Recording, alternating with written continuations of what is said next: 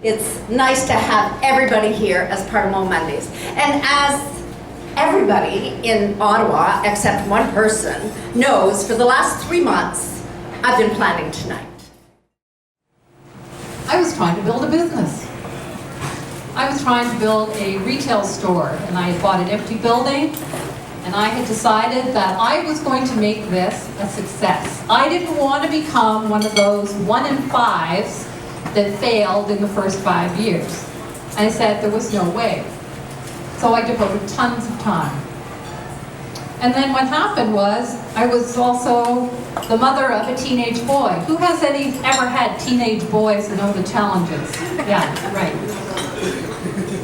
My mother had just died, my father was grieving, and my brother was found dead. Do you think life was sending me some messages? But I wasn't listening.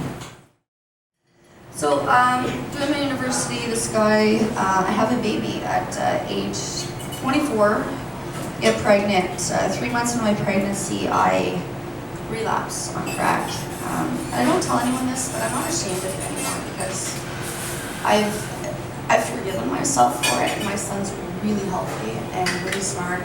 I remember praying that day. I said, you know what, I want to die, and I wasn't really religious anymore, but I said to God, if I'm having this baby, he better be healthy and psychologically normal, because I can't deal with a crack baby, and that's just the reality of it. And I said, otherwise, just let me have a miscarriage, like either or, but I can't. I remember fishing on the Grand River with my son one day, and we weren't catching anything.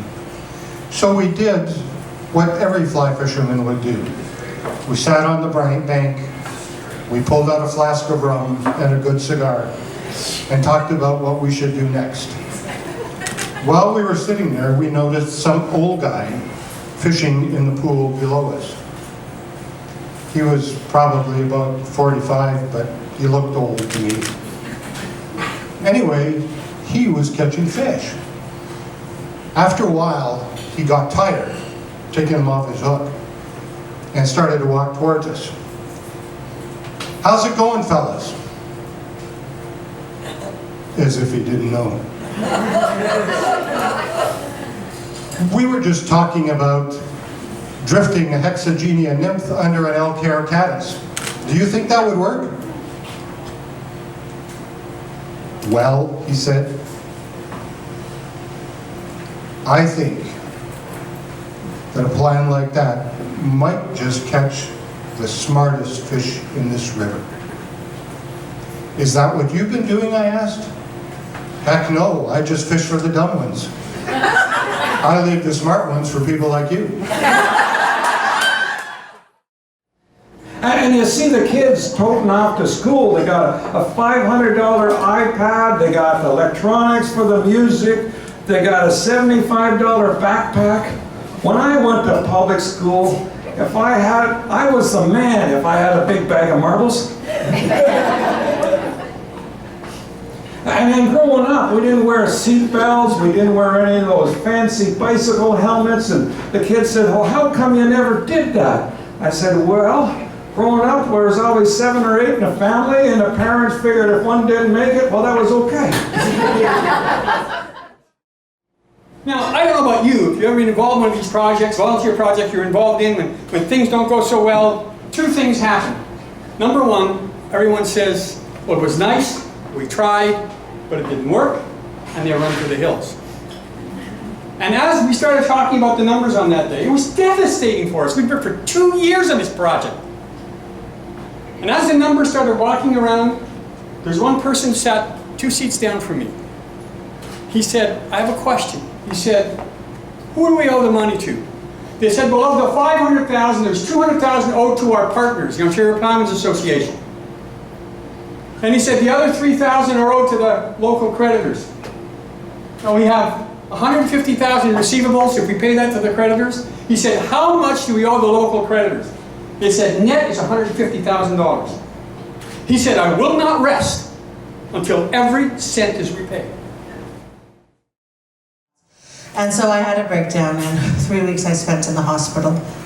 during that time, they just kept me very drugged up. I didn't do a lot of soul searching, but when I left, I came home, and it was weird because when I had done this before, I was a 19-year-old kid. I got nothing to lose. I'm going to make my life. And now here I am, 16 years later, or whatever it was, and I've got these 3 kids I got to take care of, and I've got this wonderful husband, and I just feel like dying every day. And what am I going to do about this? So I took a lot of therapy and I did a lot of work.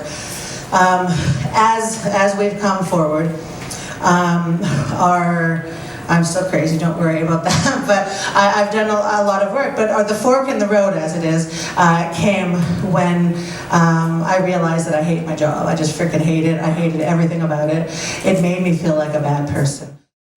So I would like to thank her work colleagues that are here from Blood Services Canada.